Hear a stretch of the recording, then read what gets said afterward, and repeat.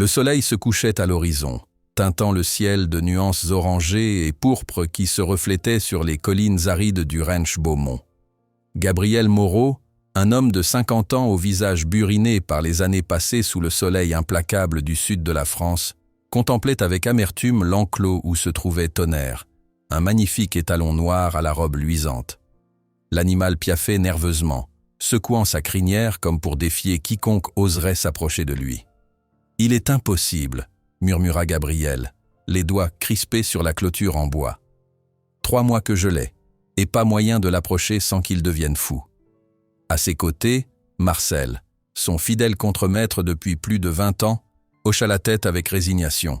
« Peut-être faudrait-il envisager de le revendre, patron. Cet étalon vous a déjà coûté une fortune, et il a failli tuer Jean-Pierre la semaine dernière. » Gabriel serra les dents. Le souvenir de son employé projeté contre la barrière par Tonnerre lui revenait comme un cauchemar récurrent. Jean-Pierre s'en était sorti avec une épaule déboîtée et quelques côtes fêlées. Mais ça aurait pu être bien pire. « Je ne peux pas, » répondit Gabriel après un long silence. « Tu sais ce qu'il représente pour moi. » Marcel soupira. Bien sûr qu'il savait. Tonnerre était le dernier descendant direct de Tempête, l'étalon qui avait fait la renommée du ranch Beaumont avant que la sécheresse et les difficultés financières ne frappent. Gabriel avait misé toutes ses économies pour racheter Tonnerre lors d'une vente aux enchères, convaincu que cet animal pourrait redorer le blason de son élevage en déclin.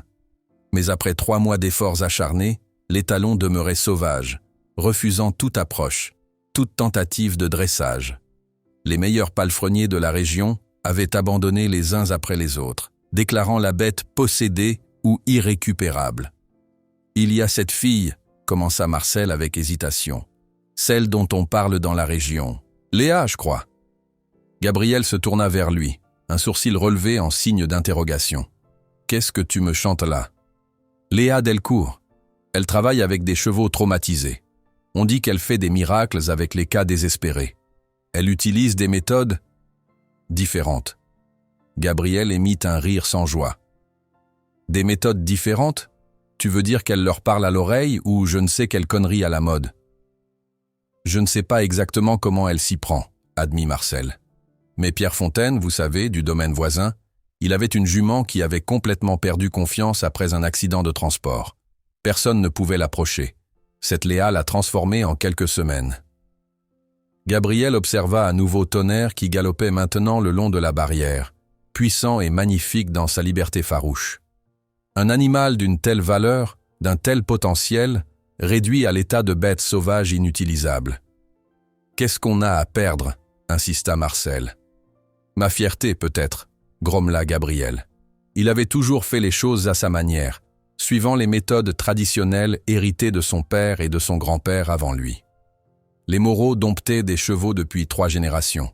Recourir à une inconnue, probablement une de ces jeunes idéalistes aux théories modernes et douteuses, c'était admettre son échec. « Ça, ou l'abattoir pour Tonnerre », rétorqua Marcel sans détour. Ces mots frappèrent Gabriel comme un coup de poing. L'idée de se débarrasser de Tonnerre lui était insupportable, mais il ne pouvait pas non plus garder indéfiniment un animal dangereux qui drainait ses ressources déjà limitées. « Trouve-moi son numéro », céda-t-il finalement, la voix rauque. « Mais je ne promets rien. » Marcel hocha la tête, satisfait d'avoir au moins convaincu son patron d'essayer. Le lendemain matin, Gabriel fut réveillé par les aboiements insistants de Rusty, son vieux berger australien. Le soleil n'était pas encore levé, mais une lumière bleutée annonçait l'aube imminente. Il se leva péniblement, sentant chaque année peser sur ses articulations, et s'habilla rapidement avant de descendre à la cuisine. Sa fille, Emma, âgée de 17 ans, était déjà levée, préparant du café dans la cuisine rustique. « Bonjour papa », dit-elle en lui tendant une tasse fumante. « Marcel m'a dit que tu allais appeler Léa Delcourt pour Tonnerre. » Gabriel grogna, prenant la tasse sans répondre immédiatement. Emma avait ce don pour mettre le doigt sur des sujets qu'il préférait éviter. « Peut-être », concéda-t-il après une gorgée de café brûlant. « Je n'ai pas encore décidé. » Emma sourit, son visage s'illuminant d'une façon qui rappelait douloureusement à Gabriel sa défunte épouse, Marianne. « Je pense que c'est une excellente idée. J'ai cherché des informations sur elle hier soir. Elle a étudié l'éthologie à Montpellier et a travaillé dans plusieurs centres équestres spécialisés dans la réhabilitation de chevaux traumatisés. « Tu m'as l'air bien renseigné », remarqua Gabriel méfiant. « Tu la connais ?» Emma secoua la tête. « Non, mais j'ai entendu parler d'elle au lycée. Marie, tu sais, la fille des Dubois. Son père a fait appel à elle pour un cheval qui s'était blessé en sautant une clôture et qui refusait ensuite de s'approcher des obstacles. » Gabriel soupira. Apparemment, il était le dernier à entendre parler de cette mystérieuse Léa Delcourt. « De toute façon, qu'est-ce qu'on risque ?» ajouta Emma avec cette franchise dont elle avait le secret. « Tonnerre est magnifique, mais il est tellement malheureux, papa. Il a peur. »« Peur ?» répéta Gabriel surpris. « C'est un étalon de plus de 500 kilos qui a failli tuer Jean-Pierre. »« Oui, par peur, » insista Emma. « Tu n'as pas remarqué comment il se comporte ? Il n'est pas agressif par nature. Il se défend. Quelque chose ou quelqu'un lui a fait du mal avant qu'il n'arrive ici. » Gabriel observa sa fille avec un mélange d'irritation et d'admiration. Emma avait toujours eu une sensibilité particulière avec les animaux, une compréhension intuitive de leur comportement que lui-même ne possédait pas. C'était Marianne qui lui avait transmis ce don. Avant sa maladie, Marianne était celle qui savait calmer les pouliches nerveuses, celle qui devinait quand un cheval souffrait en silence. « Je vais l'appeler », céda-t-il finalement. « Mais ne te fais pas trop d'illusions. Si cette Léa ne peut rien faire, il faudra prendre une décision difficile concernant Tonnerre. » Emma hocha la tête, soudain grave. « Je sais, papa. Mais essayons d'abord, d'accord ?»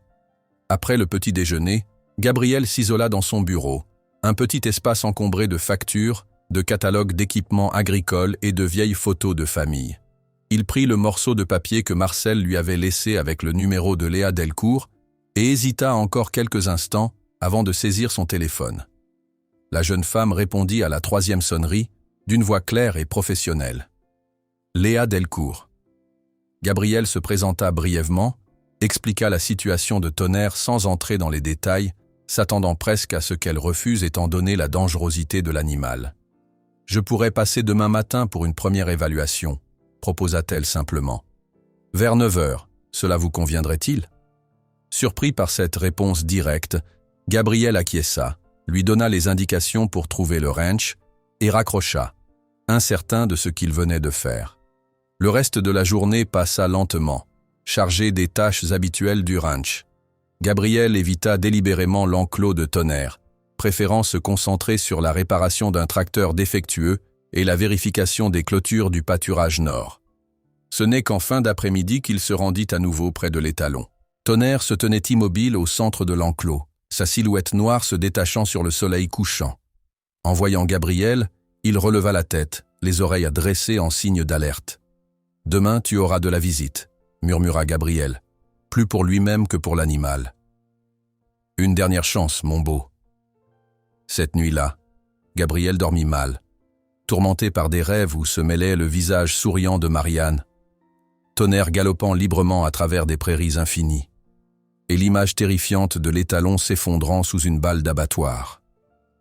Au petit matin, il se leva avant l'aube, nerveux comme un adolescent avant un premier rendez-vous. Il passa plus de temps que nécessaire à préparer le café, à nourrir les chevaux, à vérifier que tout était en ordre dans la cour principale. Emma, qui l'observait avec un sourire en coin, finit par lui dire « Papa, tu vas user le plancher à force de faire les 100 pas. Elle ne va pas te manger, tu sais. » Gabriel lui lança un regard noir qui fit rire sa fille. À 8h55 précise, une vieille Jeep verte franchit le portail du ranch Beaumont. Gabriel, qui guettait depuis la véranda, se redressa instinctivement, lissant sa chemise d'un geste machinal. La voiture se gara dans la cour, soulevant un nuage de poussière. La portière s'ouvrit, et Gabriel vit d'abord une paire de bottes usées, puis un jean ajusté, et enfin le visage de Léa Delcourt. Elle était plus jeune qu'il ne l'avait imaginé, probablement pas encore 30 ans. Ses cheveux châtains étaient noués en une tresse simple qui pendait sur son épaule, et son visage, dépourvu de maquillage, était illuminé par des yeux d'un vert intense. « Monsieur Moreau » appela-t-elle en s'avançant, une main tendue. Gabriel descendit les marches de la véranda et serra sa main, surpris par la fermeté de sa poigne. « Mademoiselle Delcourt », la salua-t-il avec une formalité qui lui sembla soudain ridicule. « Merci d'être venue. »« Appelez-moi Léa », dit-elle avec un sourire simple. « Vous m'avez parlé d'un étalon difficile ?»« Difficile est un euphémisme », intervint Marcel qui venait de les rejoindre. « Ce cheval est un démon. » Léa tourna son regard vers lui, sans que son expression ne change. « Les démons n'existent que dans nos perceptions, monsieur. » Marcel Dufour, le contremaître, se présenta-t-il. « Et croyez-moi, j'en ai vu des chevaux compliqués dans ma vie, mais celui-là... » « Pourriez-vous me montrer où il se trouve ?» coupa Léa, s'adressant à nouveau à Gabriel. « J'aimerais d'abord l'observer sans interagir avec lui. » Gabriel acquiesça et la guida vers l'enclos de Tonnerre, situé un peu à l'écart des écuries principales. Emma les rejoignit en chemin, se présentant avec enthousiasme à Léa qui lui sourit chaleureusement. Lorsqu'ils arrivèrent près de l'enclos, Tonnerre était au fond du paddock, la tête levée, tous ses sens en alerte. « Le voilà !» dit Gabriel. « Tonnerre, 3 ans, un descendant direct de Tempête, mon ancien étalon reproducteur. » Léa s'approcha lentement de la clôture, sans chercher à attirer l'attention du cheval. « Quand l'avez-vous acquis ?» demanda-t-elle, les yeux fixés sur l'animal. « Il y a 3 mois, dans une vente aux enchères à Marseille. » « Savez-vous d'où il venait avant ?» Gabriel secoua la tête. « Pas exactement. J'ai cru comprendre qu'il appartenait à un éleveur qui a fait faillite, mais il avait des papiers en règle et un bon potentiel génétique. » Léa hocha la tête sans commenter, continuant d'observer Tonnerre qui commençait à s'agiter, percevant leur présence. « A-t-il été maltraité depuis qu'il est ici ?» demanda-t-elle sans détour. Gabriel se raidit. « Bien sûr que non. Nous avons essayé les méthodes traditionnelles de dressage, mais jamais... » « Je ne vous accuse pas, monsieur Moreau, » l'interrompit-elle doucement. « Je dois comprendre ce qu'il a vécu pour pouvoir l'aider. » Elle resta silencieuse pendant plusieurs minutes, observant chaque mouvement de Tonnerre, chaque tension dans ses muscles, chaque position de ses oreilles. « Il a peur, » dit-elle finalement, faisant écho aux paroles d'Emma la veille. « Ce n'est pas de la méchanceté, c'est une terreur profonde qui se transforme en agressivité défensive. » Gabriel fronça les sourcils. « Comment pouvez-vous en être si sûr en quelques minutes d'observation ?»« Son langage corporel, » répondit Léa simplement. « Regardez comment il se tient toujours prêt à fuir, comment ses yeux scrutent constamment les alentours. Il s'attend à être attaqué à tout moment. » Elle se tourna vers Gabriel, son regard soudain intense. « Monsieur Moreau, je peux travailler avec lui, mais je dois vous prévenir que ce sera un processus long. Il n'y aura pas de solution miracle en 1 semaine. » « Combien de temps ?» demanda Gabriel, tendu. « Je ne peux pas le dire avec certitude. Chaque cheval est différent. Mais pour reconstruire la confiance qu'il a perdue, il faudra de la patience. Beaucoup de patience. » Gabriel hésita. Le temps, c'était de l'argent. Et l'argent était précisément ce qui lui manquait. « Quel est votre tarif ?» demanda-t-il, direct. Léa sembla réfléchir un instant. « Habituellement, je facture à la séance, mais, dans ce cas, je vous propose un arrangement différent. Je viendrai travailler avec Tonnerre quotidiennement pendant 1 mois. Si au terme de ce mois, vous ne constatez aucun progrès, vous ne me devrez rien. Et si je constate des progrès, alors nous discuterons d'un prix juste, » dit-elle avec un petit sourire. « Je pense que vous êtes un homme honnête, monsieur Moreau. » Gabriel la considéra un moment, cherchant le piège dans cette proposition. Il n'en trouva pas. « D'accord, » dit-il finalement. 1 mois. Léa hocha la tête, scellant leur accord, puis reporta son attention sur Tonnerre qui les observait toujours depuis l'autre bout de l'enclos. « Je commencerai demain, » dit-elle. « Pour aujourd'hui, je vais simplement rester ici un moment, pour qu'il s'habitue à ma présence. »« Vous voulez que je reste avec vous ?» proposa Gabriel. « Non, ce n'est pas nécessaire. En fait, il serait préférable que je sois seul avec lui pour cette première prise de contact. » Gabriel hésita, peu enclin à laisser une inconnue seule face à un animal potentiellement dangereux. « Je resterai à distance, » assura Léa, percevant son inquiétude. « Je ne prendrai aucun risque aujourd'hui, je vous le promets. » Finalement, après quelques recommandations et avertissements, Gabriel s'éloigna avec Marcel et Emma, non sans jeter un dernier regard en arrière. Il vit Léa s'asseoir simplement sur une souche près de la clôture, son attention entièrement focalisée sur Tonnerre. « Tu crois vraiment qu'elle peut faire quelque chose ?» demanda Marcel à voix basse alors qu'il s'éloignait. Gabriel haussa les épaules. « On verra bien. » Mais au fond de lui, une petite lueur d'espoir s'était allumée. Peut-être, juste peut-être, que cette jeune femme aux yeux verts pourrait sauver Tonnerre. Et avec lui, le ranch Beaumont. Les jours suivants établirent une routine que Gabriel observait avec un mélange de scepticisme et de curiosité grandissante.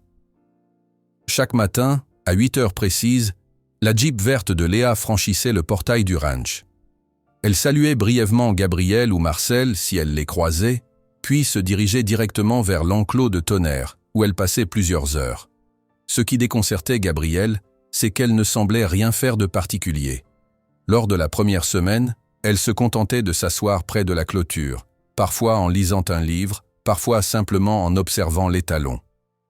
Tonnerre, de son côté, maintenait sa distance, restant à l'autre extrémité de l'enclos, méfiant mais visiblement intrigué. « Elle ne fait que perdre son temps », grommela Gabriel à Marcel le 5e jour, alors qu'il réparait une clôture à proximité. « Et le mien par la même occasion. »« Donnez-lui une chance », répondit Marcel. « J'ai entendu dire que ses méthodes sont peu conventionnelles, mais efficaces. » Gabriel émit un grognement non convaincu et planta avec force un nouveau piquet dans le sol.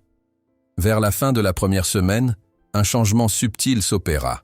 Un matin, Gabriel, qui revenait d'une course en ville, aperçut Léa dans l'enclos, non pas près de la clôture comme d'habitude, mais au centre, assise en tailleur sur le sol. Tonnerre se tenait à environ 10 mètres d'elle, immobile, les oreilles dressées dans sa direction. Gabriel s'arrêta net, le cœur battant. Son premier instinct fut de courir vers l'enclos pour l'avertir du danger, mais quelque chose dans la posture détendue de Léa le retint. Il resta donc là, figé, observant cette scène improbable. Une jeune femme apparemment sans défense et un étalon potentiellement meurtrier, se regardant en silence. Au bout de quelques minutes, Tonnerre baissa légèrement la tête et s'éloigna d'un pas tranquille. Léa resta assise sans bouger, puis, après un moment, se releva lentement et sortit de l'enclos. Ce n'est qu'alors qu'elle remarqua Gabriel.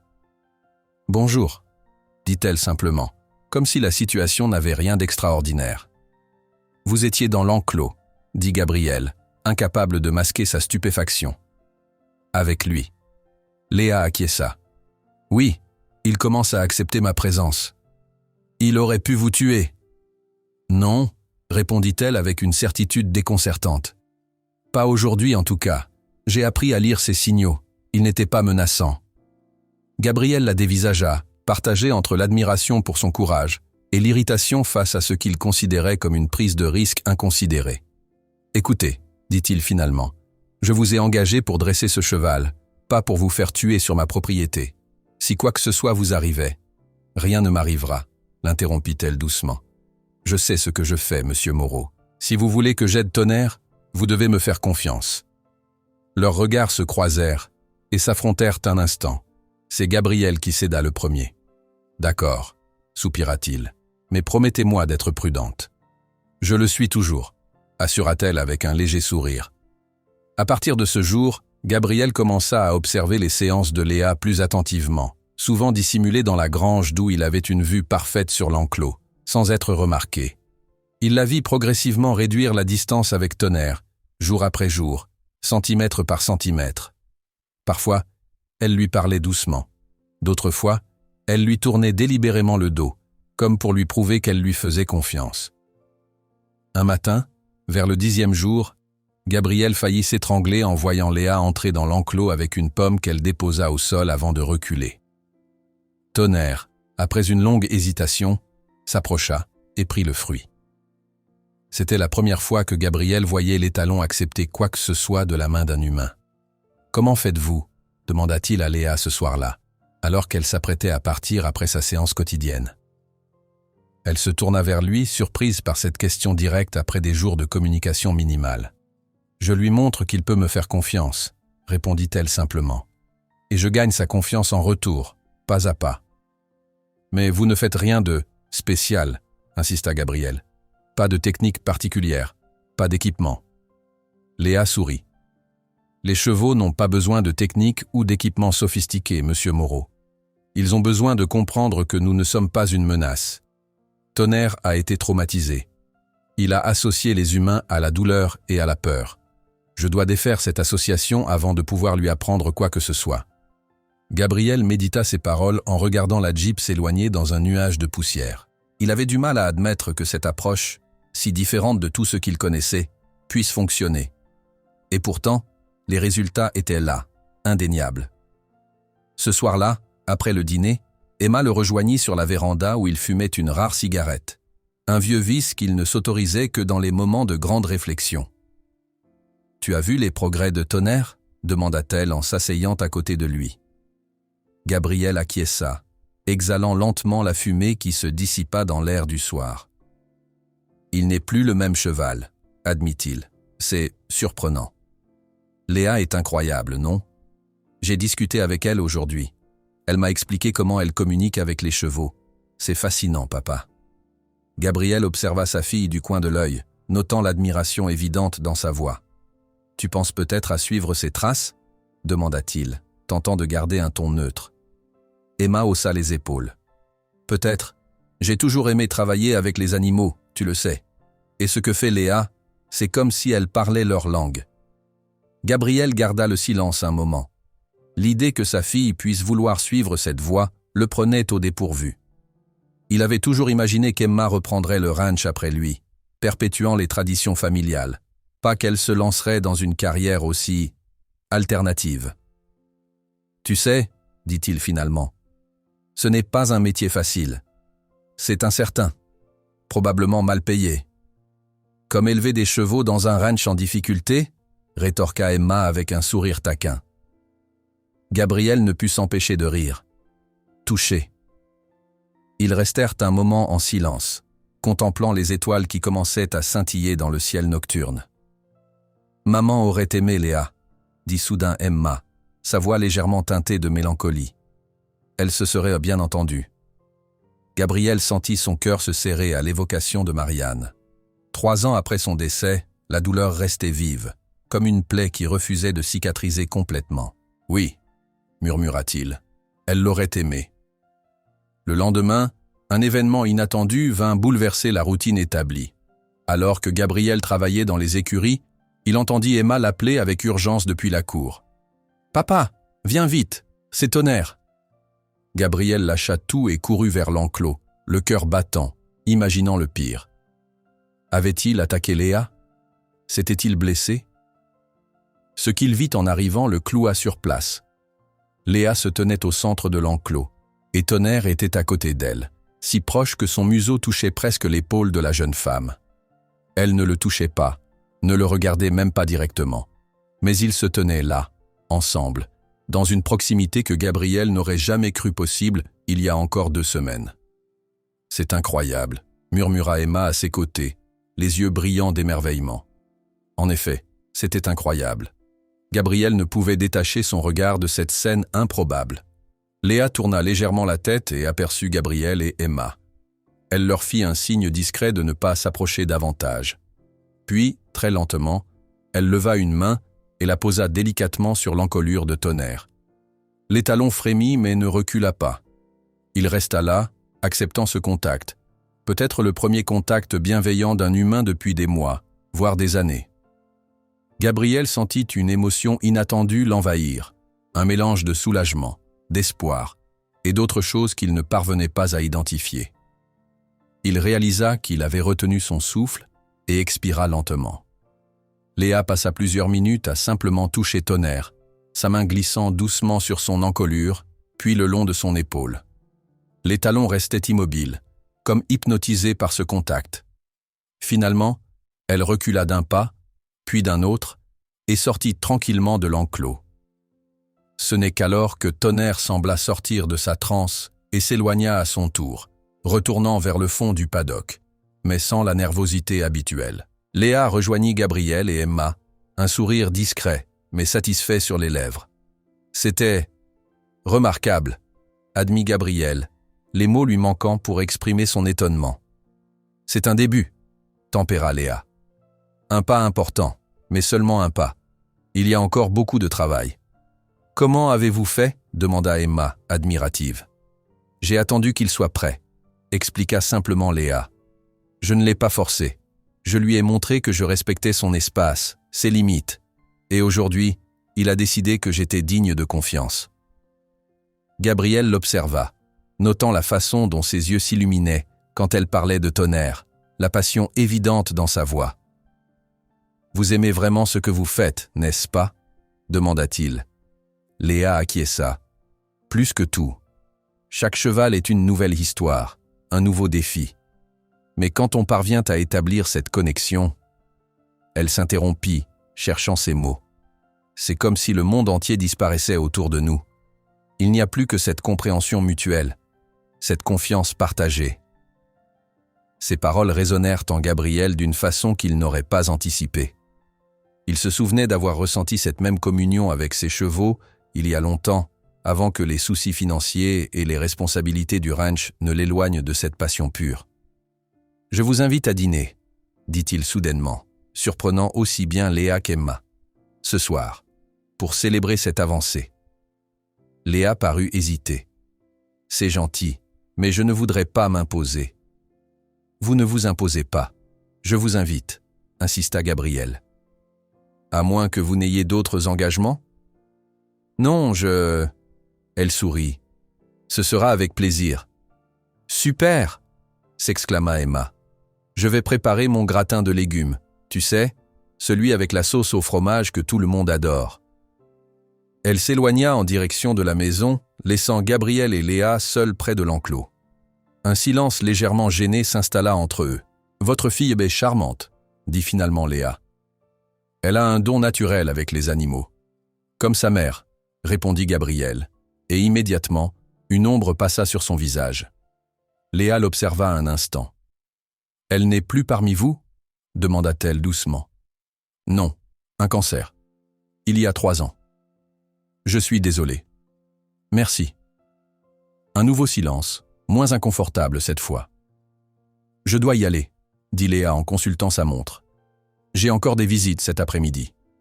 Mais je serai là pour le dîner. »« Parfait. Disons 19h ?»« 19h, confirma-t-elle avec un sourire. Gabriel la regarda s'éloigner vers sa Jeep, puis se tourna vers l'enclos où Tonnerre les observait, immobile. Pour la première fois depuis son arrivée au ranch, l'étalon ne semblait plus être perpétuellement sur le qui-vive. Il y avait une nouvelle tranquillité dans sa posture, un début de sérénité. « Tu vois, mon beau » murmura Gabriel à l'étalon. « Les miracles existent parfois. » Puis il se dirigea vers la maison, se demandant ce qui le troublait le plus. La transformation spectaculaire de Tonnerre, ou l'étrange sentiment qui l'envahissait chaque fois que Léa Delcourt posait ses yeux verts sur lui. Le dîner ce soir-là fut étonnamment agréable. Emma avait mis un point d'honneur à préparer un repas élaboré, son fameux gratin de légumes, accompagné d'un rôti de bœuf aux herbes et d'une tarte aux pommes maison pour le dessert. Gabriel avait même sorti une bouteille de vin qu'il gardait pour les occasions spéciales, un Côte-du-Rhône qu'il avait acheté lors d'un voyage en France quelques années auparavant. Léa arriva à l'heure prévue, vêtue d'une simple robe d'été qui la transformait radicalement par rapport à sa tenue de travail habituelle. Ses cheveux, libérés de leurs tresses fonctionnelles, tombaient en vagues douces sur ses épaules. Gabriel, qui l'accueillit à la porte, resta un instant sans voix devant cette métamorphose.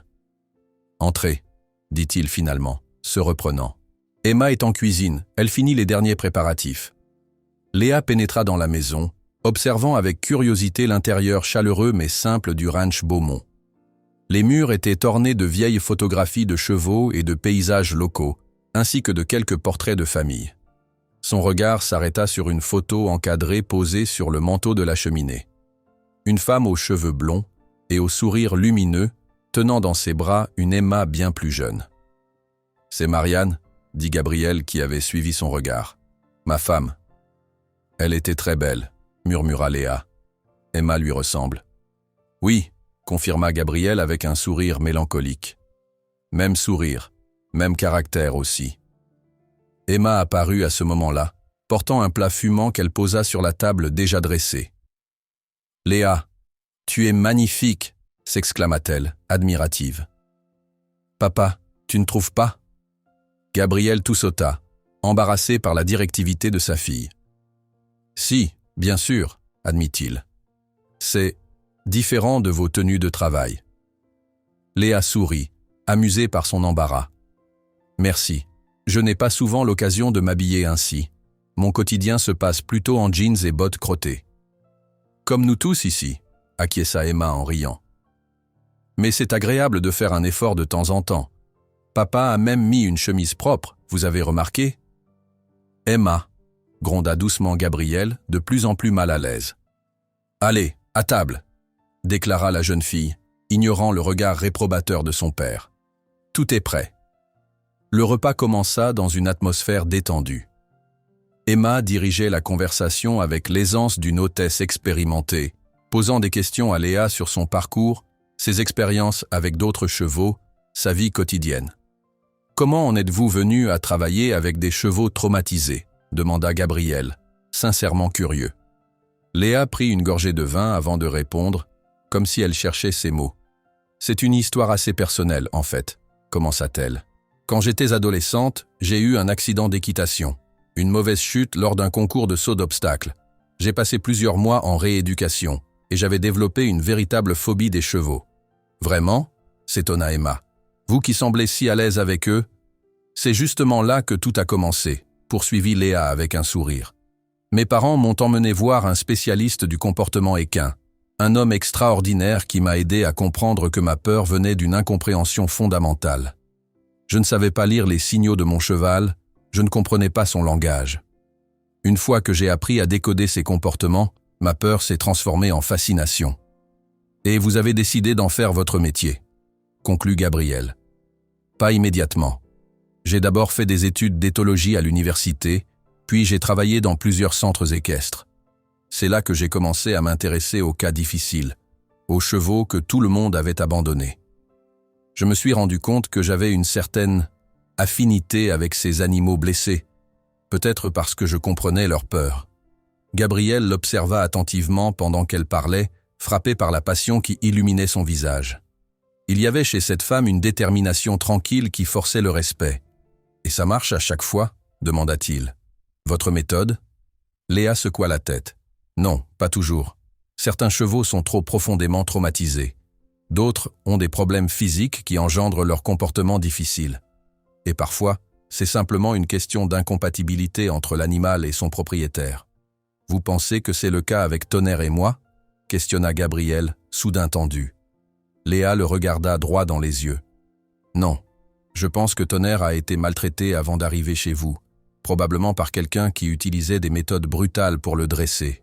Il a simplement besoin de réapprendre à faire confiance aux humains. » Le reste du dîner se déroula dans une ambiance chaleureuse. Emma raconta des anecdotes de son enfance au ranch. Gabriel évoqua quelques souvenirs de concours hippiques auxquels il avait participé dans sa jeunesse, et Léa partagea des histoires sur les chevaux qu'elle avait réussi à réhabiliter. Après le dessert, Emma s'excusa, prétextant des devoirs à terminer, mais Gabriel soupçonnait qu'elle cherchait surtout à les laisser seuls, lui et Léa. Sa fille n'était pas exactement subtile dans ses manœuvres. « Un digestif ?» proposa-t-il à Léa une fois Emma partie. « Volontiers. » Il sortit une bouteille d'Armagnac et 2 petits verres qu'il remplit avec parcimonie. « Allons sur la véranda » suggéra-t-il. « Les nuits sont douces en cette saison. » Ils s'installèrent sur les chaises en bois qui faisaient face à la propriété. De là, on pouvait apercevoir les silhouettes des chevaux dans leur paddock, éclairés par la lueur argentée de la lune. « Vous avez un bel endroit » commenta Léa après avoir pris une gorgée d'Armagnac. « On sent qu'il y a une histoire, une âme. » Gabriel hocha la tête, touché par cette observation. « Ce ranch est dans ma famille depuis 3 générations. Mon grand-père l'a créé, mon père l'a développé, et moi, j'essaie de le maintenir à flot. Ce n'est pas facile ? Non, admit-il avec un soupir. Les temps sont durs pour les petits éleveurs comme nous. Les coûts augmentent, les prix de vente stagnent, et la concurrence est féroce, sans parler des sécheresses de plus en plus fréquentes qui compliquent l'approvisionnement en fourrage. » Léa l'écouta en silence, sans l'interrompre. « Tonnerre était censé être ma bouée de sauvetage, » poursuivit Gabriel. Son père, Tempête, était mon étalon phare il y a quelques années. Un reproducteur exceptionnel qui m'a donné plusieurs poulains primés. Quand j'ai appris qu'un de ses descendants était mis aux enchères, j'ai vu ça comme un signe du destin. Et puis il s'est avéré difficile, compléta doucement Léa. C'est le moins qu'on puisse dire, acquiesça Gabriel avec un rire sans joie. J'ai misé toutes mes économies sur lui, convaincu qu'il pourrait redresser la situation du ranch. Et puis, eh bien, vous connaissez la suite. Ne perdez pas espoir, dit Léa en posant brièvement sa main sur son bras. Tonnerre fait des progrès remarquables. Je pense qu'il deviendra le cheval que vous espériez, avec du temps et de la patience. Gabriel sentit une chaleur inattendue à ce contact fugace. Il regarda Léa, son profil délicat se détachant sur le ciel étoilé, et se surprit à penser qu'elle était vraiment belle, d'une beauté naturelle et sans artifice. « Je suis content que Marcel m'ait parlé de vous », dit-il simplement. Léa tourna son visage vers lui et sourit. « Moi aussi. » Ils restèrent ainsi un moment, savourant leur digestif en silence, contemplant la nuit paisible. C'était un de ces instants parfaits, suspendus dans le temps, où les mots deviennent superflus. Finalement, Léa se leva. « Je devrais y aller. La journée commence tôt demain. » Gabriel l'accompagna jusqu'à sa voiture, étrangement réticent à la voir partir. « Merci pour cette soirée, » dit-elle en ouvrant la portière de sa Jeep. « C'était vraiment agréable. »« Nous devrions recommencer, » suggéra-t-il, surpris par sa propre audace. Léa sourit. « J'aimerais beaucoup. » Sur ces mots, elle monta dans son véhicule et démarra. Gabriel resta immobile dans la cour, regardant les feux arrière s'éloigner jusqu'à disparaître au tournant du chemin. Lorsqu'il rentra dans la maison, Emma l'attendait dans le salon, un livre ouvert sur les genoux, mais un sourire malicieux sur les lèvres. « Alors » demanda-t-elle innocemment. « Alors quoi » répliqua Gabriel, feignant l'incompréhension. « Oh, allez papa, je t'ai vu la regarder pendant tout le dîner. » Gabriel sentit ses joues s'échauffer. « Ne dis pas de bêtises. C'est une relation strictement professionnelle. »« Bien sûr, » rétorqua Emma, clairement sceptique. « C'est pour ça que tu as sorti le côte du Rhône que tu gardais pour une occasion très spéciale. »« Emma, je trouve ça bien, tu sais, » dit-elle plus sérieusement. « Ça fait 3 ans, papa. Maman n'aurait pas voulu que tu restes seule pour toujours. » Gabriel soupira, incapable de contredire sa fille sur ce point. Marianne avait toujours été une femme pleine de vie, qui croyait fermement qu'il fallait saisir chaque instant de bonheur possible. « Il ne s'agit pas de ça, » dit-il finalement. « Léa est ici pour aider Tonnerre, rien de plus. » Emma haussa les épaules. « Si tu le dis, bonne nuit, papa. » Elle se leva, déposa un baiser sur sa joue et monta à l'étage, le laissant seul avec ses pensées. Le lendemain matin, Gabriel se réveilla avec une étrange sensation d'anticipation. Il s'habilla rapidement et descendit préparer le café, constatant qu'Emma était déjà partie pour le lycée. À 8 heures précises, il entendit le moteur familier de la Jeep de Léa. Il sortit sur la véranda pour l'accueillir, une tasse de café à la main. « Bonjour » la salua-t-il tandis qu'elle descendait de voiture. « Café » Elle parut surprise par cette offre, mais accepta avec un sourire. « Volontiers, merci. » Il lui tendit une tasse qu'il avait préparée à son intention, et elle la prit avec reconnaissance. « Bien dormi » demanda-t-il, se sentant soudain maladroit comme un adolescent. « Très bien, merci. Et vous ?»« Plutôt bien. » Ils restèrent un moment en silence, sirotant leur café, puis Léa demanda « Je peux vous montrer quelque chose aujourd'hui, avec Tonnerre ?»« Bien sûr, » répondit Gabriel, intrigué. « Je pense qu'il est prêt pour une nouvelle étape.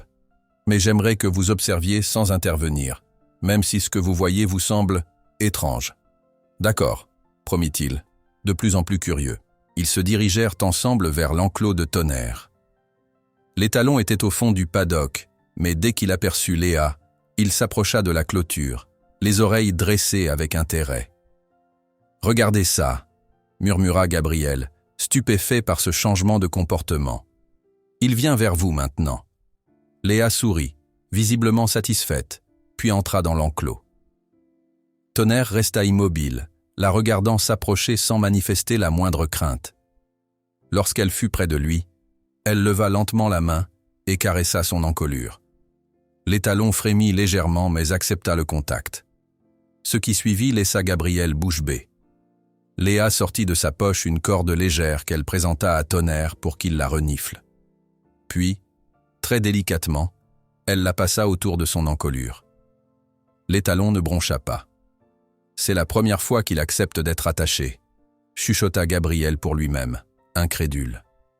Léa guida alors doucement Tonnerre à travers l'enclos, lui parlant constamment d'une voix basse et apaisante. L'étalon la suivait comme s'il l'avait fait toute sa vie, sans résistance, sans peur. Gabriel sentit une émotion puissante monter en lui en observant cette scène. Cet animal qu'il avait cru perdu, irrécupérable, marchait maintenant paisiblement aux côtés d'une jeune femme qui avait su gagner sa confiance par la simple force de sa patience et de sa douceur. Et à cet instant précis, Gabriel Moreau comprit deux choses, avec une clarté cristalline.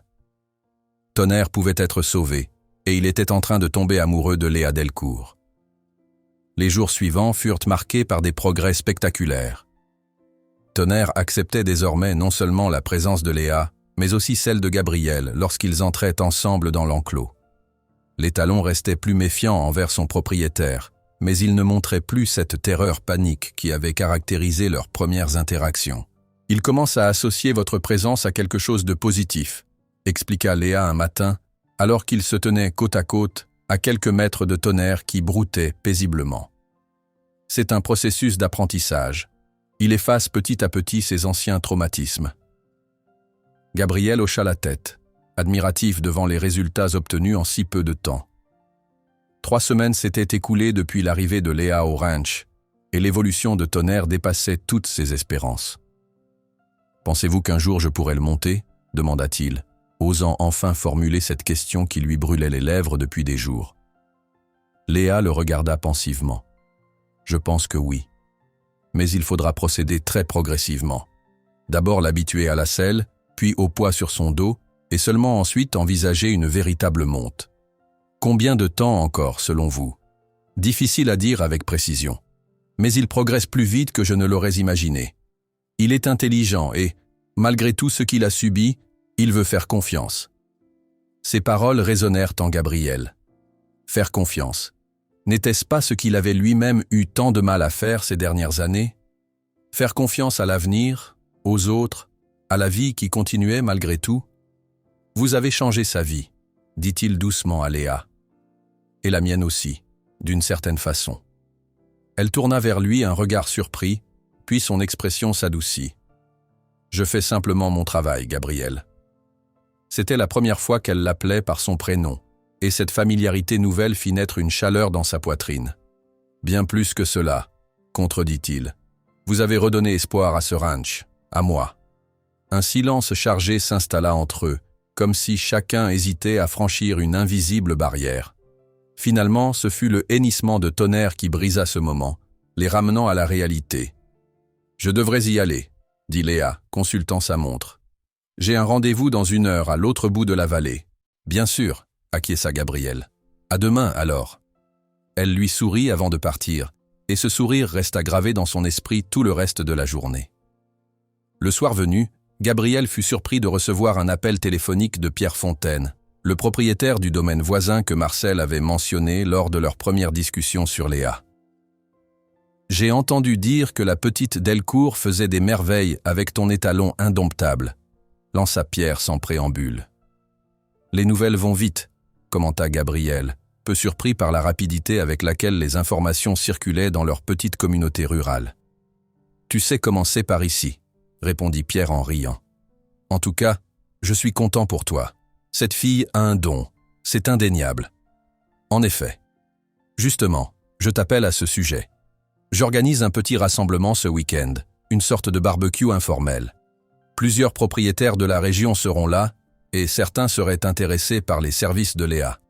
Je me suis dit que ce serait bien si vous veniez tous les deux. Gabriel hésita. L'idée de se présenter avec Léa comme s'ils formaient un couple le mettait mal à l'aise. Mais en même temps, c'était une opportunité pour elle de se faire connaître dans la région. « Je lui en parlerai », dit-il finalement. « Mais je ne peux pas répondre pour elle. » Bien sûr. Fais-moi savoir. En tout cas, toi, tu es le bienvenu. Emma aussi, évidemment. Après avoir raccroché, Gabriel resta un moment pensif. Ce serait la première fois qu'il participerait à un événement social depuis la mort de Marianne. Il avait décliné toutes les invitations jusqu'à présent, préférant l'isolement de son ranch au regard compatissant ou curieux des autres. Mais peut-être était-il temps de tourner la page, de réintégrer progressivement ce monde qu'il avait fui pendant 3 ans? Il décida d'en parler à Léa dès le lendemain. Lorsqu'elle arriva le matin suivant, Gabriel l'attendait près des écuries, nerveux comme il ne l'avait pas été depuis longtemps. « Bonjour », la salua-t-il alors qu'elle descendait de sa Jeep. « J'aurais quelque chose à vous demander si vous avez un moment. »« Bien sûr », répondit-elle, intriguée. « Un problème avec Tonnerre ?»« Non, rien de ce genre. En fait, j'ai reçu un appel de Pierre Fontaine hier soir. Il organise un barbecue ce samedi et nous a invités. Vous et moi. » Léa haussa les sourcils, surprise. « Nous ?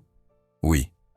Apparemment, plusieurs propriétaires de la région seraient intéressés par vos services et voudraient vous rencontrer. »« Oh » dit-elle simplement, semblant réfléchir à la proposition.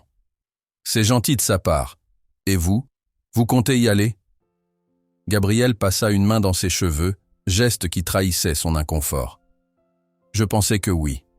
Ça fait longtemps que je n'ai pas socialisé. Mais peut-être qu'il est temps. » Léa le regarda avec une expression indéchiffrable, puis sourit doucement. « Dans ce cas, j'accepte avec plaisir. Ce serait effectivement une bonne occasion de rencontrer d'autres propriétaires. »« Parfait, » dit Gabriel, étrangement soulagé. « Je passerai vous prendre samedi vers 18h, si cela vous convient. » Très bien. Ils se dirigèrent ensuite vers l'enclos de Tonnerre, reprenant leur routine habituelle. Mais Gabriel sentait que quelque chose avait changé entre eux. Une anticipation, une tension nouvelle flottait dans l'air. Ce jour-là, Léa décida qu'il était temps d'introduire la selle dans l'entraînement de Tonnerre. Elle demanda à Gabriel d'apporter une selle légère qu'elle présenta d'abord à l'étalon pour qu'il puisse la renifler et se familiariser avec son odeur. Tonnerre se montra méfiant, s'éloignant dès que la selle s'approchait trop de son dos. Léa ne força pas, reculant à chaque signe d'inconfort de l'animal. « La patience est notre meilleur allié », rappela-t-elle à Gabriel qui commençait à montrer des signes d'impatience. « S'il associe la selle à une expérience négative maintenant, nous perdrons une partie de la confiance que nous avons gagnée. » À la fin de la séance, Tonnerre acceptait que la selle touche brièvement son dos, sans pour autant qu'elle soit sanglée. C'était un début, et Léa semblait satisfaite. « Rome ne s'est pas construite en un jour, » dit-elle en quittant l'enclos. « Mais chaque jour, une pierre était posée, » compléta Gabriel, se souvenant de ce dicton que son père lui répétait souvent. Léa sourit, visiblement touchée par cette réponse. « Exactement. » Alors qu'ils marchaient côte à côte vers la maison, Gabriel sentit l'envie irrépressible de prolonger ce moment. « Que diriez-vous d'un café avant de partir ?» proposa-t-il. « Avec plaisir. » Ils s'installèrent sur la véranda, chacun avec une tasse fumante, observant en silence le va-et-vient des ouvriers du ranch au loin. « Je ne vous ai jamais demandé. » commença Gabriel, brisant le silence confortable qui s'était installé. « Pourquoi avoir choisi de vous installer dans cette région? Vous n'êtes pas d'ici, n'est-ce pas ?» Léa secoua la tête. « Non, je suis originaire de Bretagne, en fait. J'ai grandi entouré de chevaux, mes parents possédaient un petit centre équestre. C'est loin de chez vous.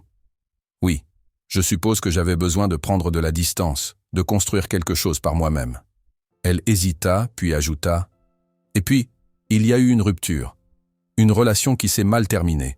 J'avais besoin de changer d'air. » Gabriel hocha la tête, comprenant ce besoin de fuite, de recommencement. « Et vous ?»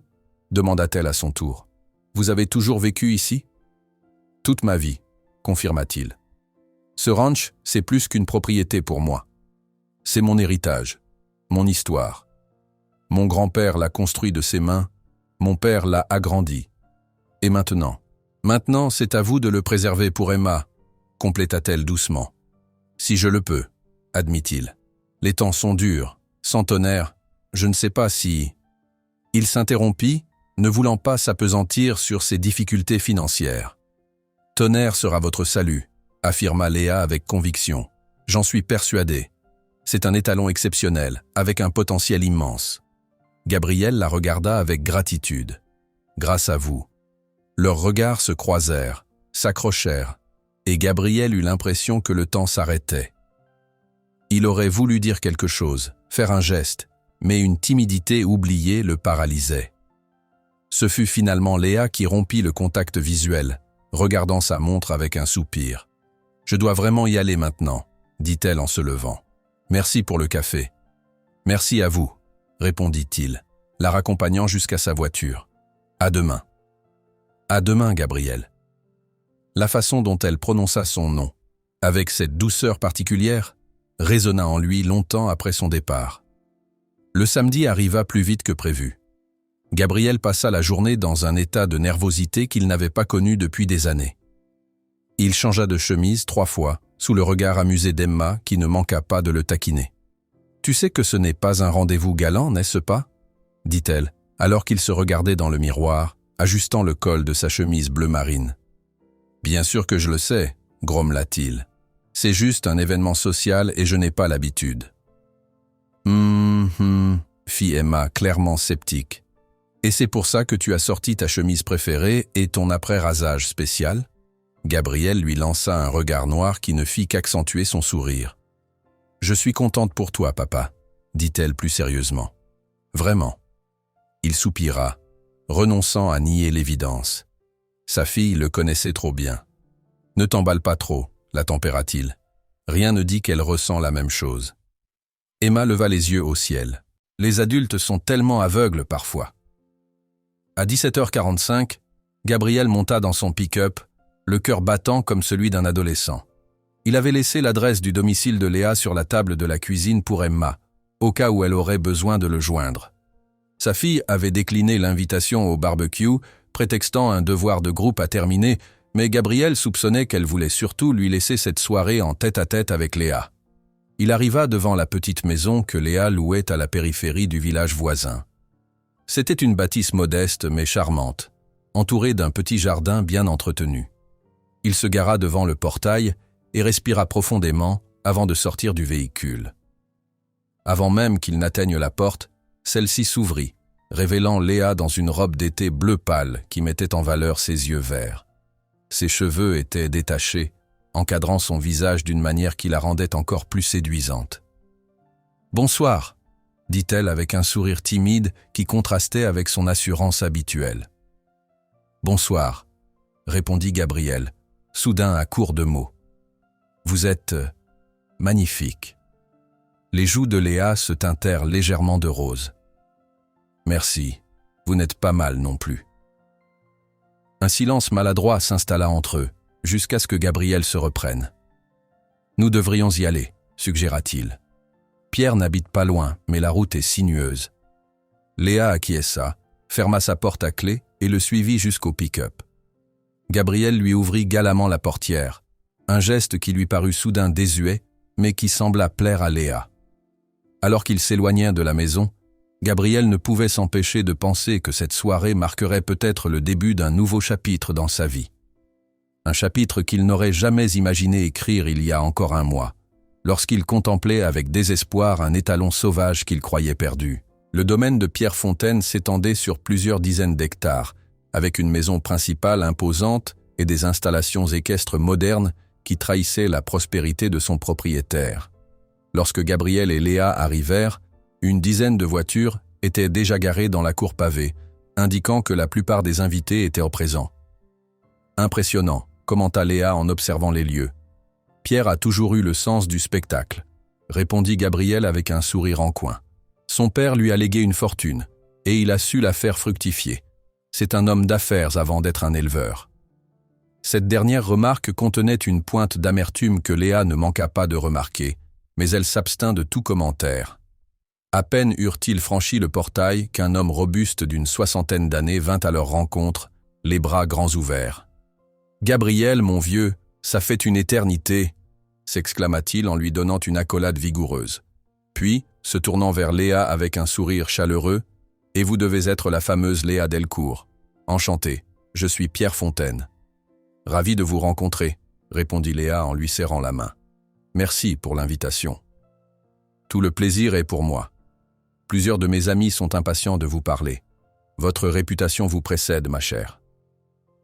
Pierre les guida à travers la propriété jusqu'à une terrasse spacieuse qui surplombait un jardin magnifiquement entretenu. Une vingtaine de personnes s'y trouvaient déjà, discutant par petits groupes, un verre à la main. Gabriel reconnut la plupart d'entre eux, des propriétaires terriens, des éleveurs, quelques vétérinaires de la région, des visages familiers qu'il n'avait pas vus depuis longtemps. « Gabriel Moreau !» s'écria une femme élégante aux cheveux argentés en s'approchant. « Quelle surprise de te voir ici. Tu es devenue presque aussi rare qu'une licorne ces dernières années. »« Bonjour Elisabeth !»